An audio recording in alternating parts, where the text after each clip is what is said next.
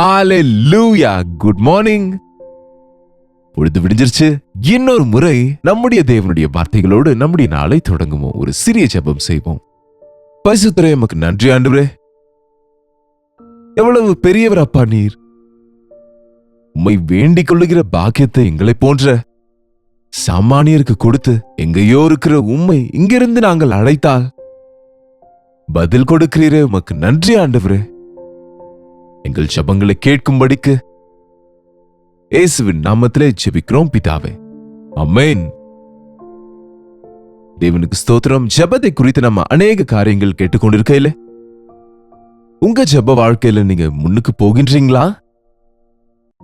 ஜெபமே வரமாட்டேங்குதுங்க, எனக்கு ஜெபிக்கவே தெரியலங்க, எனக்கு ஜெபிக்க தோணவே மாட்டேங்குது என்னமோங்க. எனக்கு ஜெபம் என்றாலே தூக்கம் வருது, எனக்கு ஜெபம் என்றாலே வெறுப்பா இருக்குங்க, ஜெபம் என்ற பயமா இருக்குங்க. இப்படி பல விதமா சொல்லுவாங்க அநேகர். ஆமாங்க, பொல்லாத ஆவி உங்களுக்குள்ள இருக்கும்போது ஜெபிக்க விட மாட்டான், உங்களை பயமுறுத்துவான். ஜெபிக்க தோணாது பாவம் உங்களுக்குள்ள இருக்கும்போது உங்க மனதுக்கு தேவன் மேல ஆசை வராது. ஜுரம் வந்தவனுக்கு எப்படியாக சாப்பிட அப்பிடைட் இருக்காதோ, அப்படி உங்க வாழ்க்கை சரியா இல்லாத போது நிச்சயமா ஜெபம் வராது. ஒரு சில நேரங்களிலே நம்ம ஜெபித்துக் கொண்டிருந்தாலும் சில வழக்கமான ஜெபங்களுக்கு, பாரம்பரிய ஜெபங்களுக்கு நம்ம பழகும்போது செய்த ஜெபத்தையே செய்வோம் தவிர அதை தாண்டி தேவனின் எண்ணங்களுக்குள்ளாக நம்ம போக முடியாது.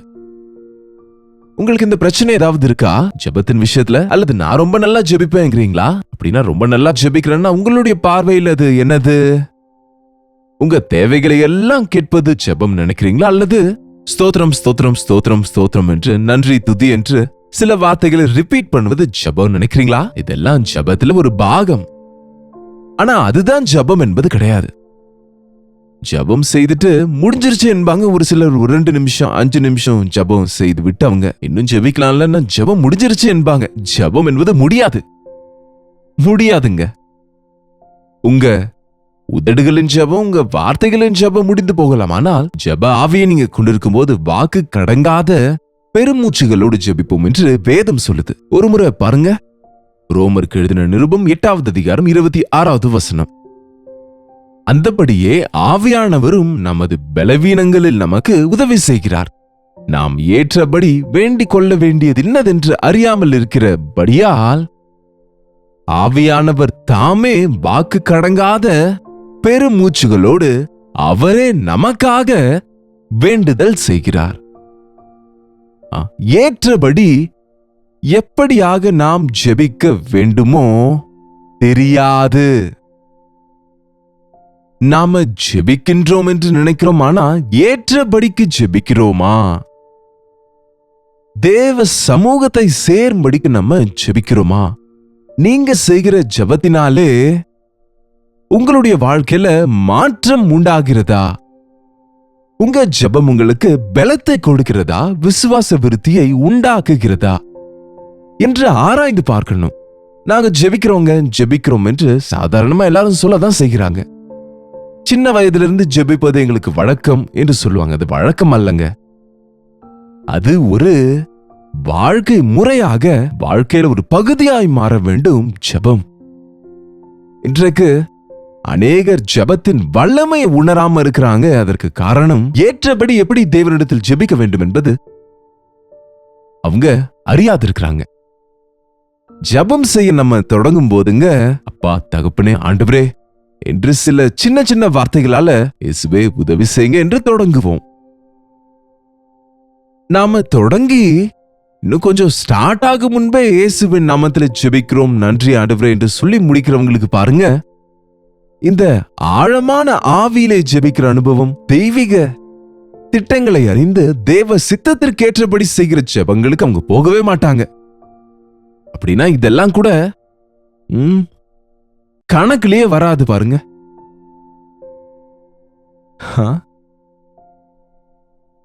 எங்களுக்கு திருமணமான புதுசுல நாங்க ஊழியத்தை புதிதாக ஒரு கிராமத்திலே தொடங்க வேண்டியது இருந்தபோது, அந்த கிராமத்துல ஒரு சின்ன குடிசையில எனக்கும் என்னுடைய மனைவிக்கும் மாடி வீடுகள் இருந்தது. ஆனா நாங்க எங்க மாமியார் வீட்டுக்கும் போகல, எங்க அப்பா வீட்டுக்கும் போகல. தேவன் சொன்ன இடத்துக்கு போனோம். அங்க வீடு கொடுக்க மாட்டேன் என்றாங்க கிறிஸ்தவங்களுக்கு, விசுவாசிகளுக்கு. ஒரு சின்ன குடிசை கிடைத்த போது அதிலே நாங்க ஊழியத்தை தொடங்கினோம். அங்க நாங்க இருவர் மட்டுமே ஏதோ ஒன்று சமைத்து சாப்பிட்டு கொண்டு ஊழியம் செய்தோம். ஒரு நாள் சமையல் அறையிலிருந்து புகை வந்து கொண்டே இருந்தது. என்ன என்று பார்த்தால், என்னுடைய மனைவிக்கு அப்பவே கேஸ் தான் பழக்கம் போல. சின்ன விறகடுப்புல சமைக்க தெரியாது.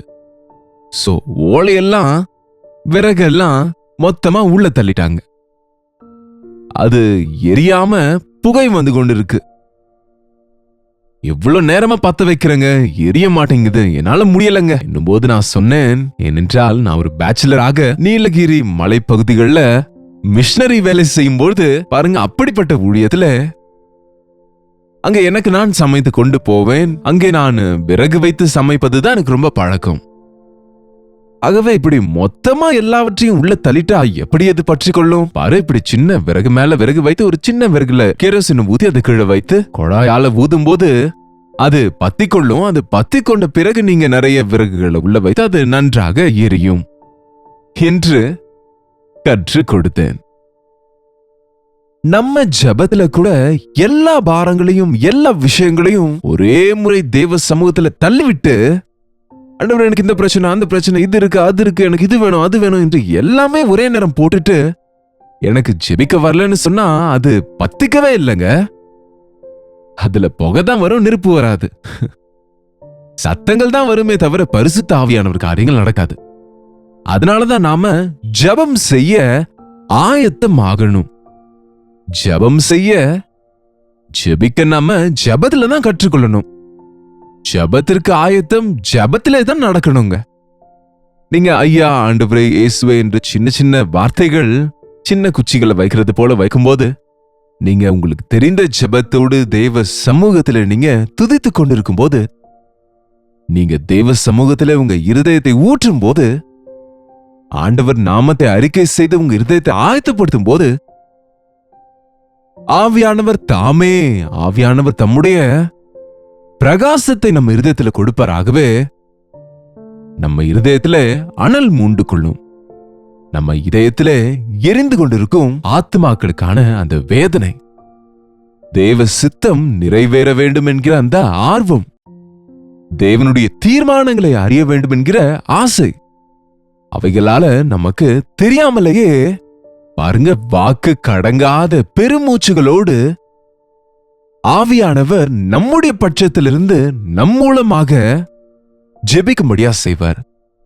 இப்படிப்பட்ட அனுபவம் உங்களுக்கு இருக்கா? நீங்க ஜபத்துல செலவழிக்கிற அந்த 5-10 நிமிஷம் கூட இன்னும் நெருப்பை பத்த வைக்க விறகுகளை சேர்ப்பது போல் நீங்க இதயத்தை ஆயத்தப்படுத்தி, இடத்தை ஆயத்தப்படுத்தி ஒரு நிலையாக இருப்பதற்கு. அதுக்குள்ளே ஒரு 15 நிமிஷத்துல நீங்க ஜெபித்து முடித்துட்டீங்கன்னா இன்னும் உங்களுக்கு ஜெப ஆவி பற்றி கொள்ளல, நீங்க ஆவியில ஜெபிக்கிற நிலைக்கு போகல. நீங்க உங்க சின்ன சின்ன வார்த்தைகளை தேவனிடத்துல சொல்லிட்டு ஆமென் என்று சொல்லி எழுந்துட்டீங்க. அதனால எந்த பலனும் உண்டாகிறது இல்ல. அப்படின்னா தேவனிடத்துக்கு சென்று நமக்கு என்னெல்லாம் சொல்லணுமோ அதெல்லாம் சொல்லிக்கொண்டு உட்கார்ந்து இருப்பது அல்ல. கூடுமானால் இந்த பாத்திரம் என்னை விட்டு நீங்கும்படி செய்யும், ஆனாலும் என் சித்தம் அல்ல உம் சித்தமே ஆக கடவுது என்ற கெத்சேமனை தோட்டத்துல இயேசாண்டவர் செய்த ஜெபத்தை பாருங்க. நம்ம தேவ சமூகத்துக்கு போகும்போது இதனுடைய விண்ணப்பங்கள், இதனுடைய இஷ்டங்கள், ஆனா ஆண்டவரே ஏன் இஷ்டம் அல்ல, உம்முடைய இஷ்டமே ஆக கடவுது. நான் நினைப்பதல்ல, நீங்க என்ன செய்ய சொல்றீங்களோ சொல்லுங்க, நான் செய்வேன் என்று நீங்க ஜெபிக்கும் போது நீங்க என்ன செய்யணுமோ கூட தேவன் சொல்லுவாரு. ஜெபத்திலேயே அல்லது உங்களை கொண்டு கூட சொல்ல செய்வார், உணர்த்துவார். நமக்கு சிலது பிடிக்காதுங்க, நாம் சிலது செய்ய மாட்டோம் என்போம். ஆனா ஆவியானவர் உங்களை அவர் உணர்த்துவாருங்க. செய்தா எவ்வளவு நன்மையோ, எவ்வளவு நல்லதோ, அது எதற்கு தேவ சித்தமோ என்பது ஜபத்துல தான் உங்க கண்களை திறக்கப்படும். முதல்ல இந்த நிலைமைக்கு அநேகருடைய ஜபம் இந்த உயரத்துக்கு போகிறது இல்ல. சிறு சிறு வார்த்தைகளோட இங்க ஜபத்தோடு முடிக்கிறாங்களே தவிர, தேவனின் ஆவி நம்முடைய இருதயத்தை தொடும்படியாக நம்முடைய ஆவி தேவ ஆவியோடு இணைக்கப்பட்டு தேவ சித்தத்திற்கேற்றபடி நம்ம உதடுகள்ல இருந்து வார்த்தைகள், வாக்குக்கு அடங்காத பெருமூச்சுகள், you cannot explain தேவனின் மகத்துவங்கள் வித் யுவர் வேர்ட்ஸ். நீங்க பெருமூச்சுகள் விடுவீங்க, வாக்குக்கு அடங்காத பெருமூச்சுகள். அதே சிலர் அந்நிய பாஷையில பேசுவது என்று சொல்லுகிறாங்க. அந்த ஜெப நேரத்துல தேவன் உணர்த்துகிற காரியங்கள் உங்களுக்கும் புரியாதது போல இருக்கலாம். ஆனா பாருங்க, உங்களை கொண்டு தேவன் தம்முடைய வார்த்தைகளை பேசும்படியாக செய்வார். தேவனின் திட்டங்களை உங்களுக்கு வெளிப்படுத்துவார், உங்களுக்கு புரியும்படியாக செய்வாரு. நீங்க எதை கேட்கணுமோ உங்களுக்கு கற்றுக் கொடுப்பார். உண்மையிலேங்க, நம்ம ஜெபங்கள் அநேக முறை அது சுயநலம் நிறைந்த ஜெபங்களாகவே இருக்கிறது. நம்ம தேவைகளுக்கெல்லாம் தேவ சமூகத்தில் சென்று அதற்காக மன்றாடுகிறோமே தவிர, கேட்கிறோமே தவிர, ஆண்டவரே இது உம்முடைய சித்தம் தானா என்று கேட்பதில்லை. இன்றையிலிருந்து நீங்க ஆவியில ஜெபிங்க. நீங்க பரிசுத்த ஆவியின் வல்லமையோடு கூட ஜெபிங்க. வாக்கு கடங்காத பெருமூச்சுகளோடு ஜெபம் செய்கிற வரைக்கும் நீங்க தேவ சமூகத்துல காத்திருங்க. எடுத்துக்காட்டுக்கு நான் சொன்னது போல, இந்த பிப்ரவரி மாதம் 15ஆம் தேதியில 1971 காக்கிநாடால ஒரு சபையில நான் ஜெபித்துக் கொண்டு இருக்கிறேன். என் பாவங்களுக்காக மனஸ்தாபப்பட்டுக் கொண்டு சிறு சிறு வார்த்தைகளோடு நான் ஜெபிக்கின்ற போது, இரவு ஒரு 12 மணி இருக்கும் அல்லது 12:45 இருக்கிற நேரத்துல கிட்டத்தட்ட 1 மணி ஆயிடுச்சுங்க. அதுக்கு முன்பு செய்த ஜெபங்கள் சின்ன சின்ன வார்த்தைகளால. அப்பொழுதிலிருந்து காலையில 8:30 மணி வரைக்கும், 8:15 வரைக்கும் சுத்தமா நான் அவ்வளவு நேரம் எப்படி ஜெபித்தேன் என்பது எனக்கே புரியலங்க. அந்த வாக்கு கடங்காத பெருமூச்சுகளோடு கிட்டத்தட்ட 2 மணி ஆக போகிற அந்த விடியற்கால நேரத்திலிருந்து 8:15 ஜெபத்தை முடித்து கண்களை திறந்த போது எனக்கு அந்த ரட்சிப்பின் சந்தோஷம், என் வாழ்க்கையில ஒரு பெரிய மாற்றம்.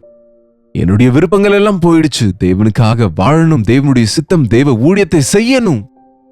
ஆண்டவர் உண்மையான தேவன், எனக்காக ஜீவனை கொடுத்தவர், நான் பாவி, நான் அசுத்தன். இந்த உணர்த்துதல் எல்லாம் எனக்கு அந்த வாக்கு கடங்காத பெருமூச்சுகளோடு அந்த இரவெல்லாம் தரையில விழுந்து கதறி ஜெபித்த ஜெபம், அதன் தாக்கம் இன்றைக்கு வரை என்னை ஆண்டவருக்கு சாட்சியாக நிற்க வைத்தது. நம்ம ஜெபம் நமக்கு மனம் திரும்புதலை உண்டாக்கணும், உணர்த்துதலை உண்டாக்கணும், நம்ம மனது மாறணும். இந்த விஷயங்களை தான் நம்ம தொடர்ந்து தியானிக்கின்றோம். நீங்க தேவ ஆவியிலால நிரம்பும் போது பரிபூரணம் ஆவீங்க, பரிசுத்தம் ஆவீங்க. உங்க இதயத்தில் இருக்கின்ற சுமையெல்லாம் காணாம போகும். உங்க அபிப்பிராயங்கள் அது மாறி போகும். தேவனுடைய திட்டங்களை நீங்க அறிந்து கொள்ள முடியுங்க. அவர் சித்தத்தை செய்ய நீங்க ஆயத்தமாவீங்க. அதுதான் ஜெபம். என் சித்தம் அல்ல, உம்முடைய சித்தமே ஆக கடவுது என்ற ஆண்டவர் அந்த இரவு செய்த ஜெபம் அவ்வளவு பயங்கரமான அந்த கடினமான சிலுவை தண்டனை அனுபவிக்க அவர் ஆயத்தமானார். அவர் பலப்படுத்தப்பட்டார். யாருங்க தாங்க முடியும்? பலமா ஒரு அடி அடிச்சாலே நாம அடிபணிந்து விடுவோம். அவங்க சொல்றதெல்லாம் நம்ம அப்படியே கீழ்ப்படிந்து விடுவோம். நம்மளால ஒரு ஒரு ஒரு ஸ்டெடியா இருக்க முடியறதில்ல. தப்பெல்லாம் ஒத்துக்கொள்ளுவோம். ஆனா ஆண்டவருக்கு அவ்வளவு பயங்கரமான தண்டனை கொடுத்தாலும் அவர் பிதாவை தூஷிக்கவில்லை, அவரை தண்டிக்கிறவங்கள அவர் பகைக்கவில்லை, சபிக்கவில்லை. அப்படி இல்லாம பிதாவே தாங்கள் செய்கிறது என்னதென்று அறியாது இருக்கிறதுனால இவர்களுக்கு மன்னியும் என்று ஜெபித்தார்.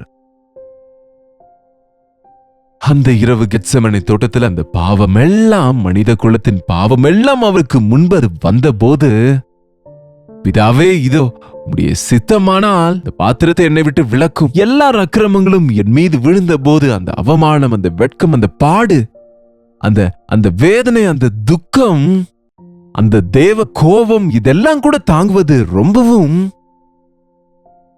அசாத்தியங்க. ஆனா ஆண்டவர் அந்த இரவு அவர் வேர்வை நிலத்திலே விழுகின்ற இரத்தத்தின் பெருதுளிகளாக மாறும் அளவுக்கு ஜெபத்தில் அவர் போராடினார். அதுதாங்க உண்மையான ஜெபம். ஒரு இரவு ஜெபம் உங்க வாழ்க்கையில முழுமையான ஒரு மாற்றத்தை உண்டாக்கும். பரிபூர்ணமான தேவ சித்தத்தை நீங்க அறியும்படியா செய்யும். பரிபூரணமான அவருடைய திட்டத்திலே நீங்க வாழும்படியாக செய்யும்.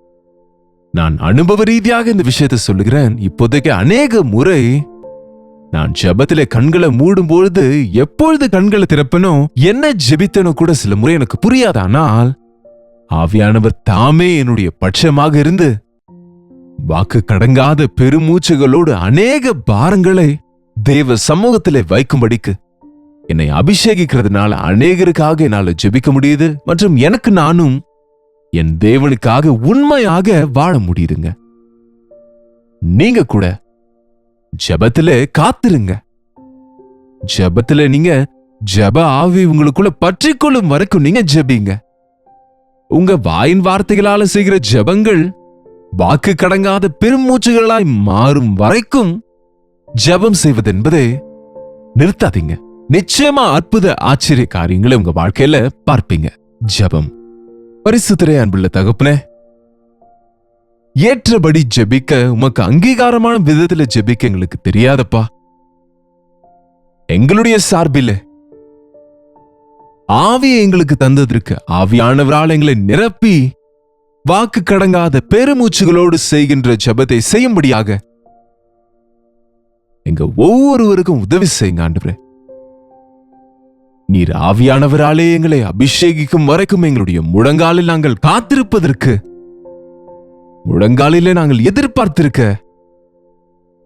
உம்முடைய ஆவியினாலே தொடப்பட்டு பரிசுத்த ஆவியானவரின் நடத்துதலாலே ஜெபித்த அற்புத ஆச்சரிய காரியங்களை எங்களுடைய வாழ்க்கைகளிலும் நாங்கள் ஜெபிக்கிற காரியங்களிலேயும் நடப்பதை பார்க்கும்படியாக எங்கள் ஒவ்வொருவருக்கும் உதவி செய்யும்படியாக இயேசுவின் நாமத்திலே ஜெபிக்கிறோம் பிதாவே, ஆமென்.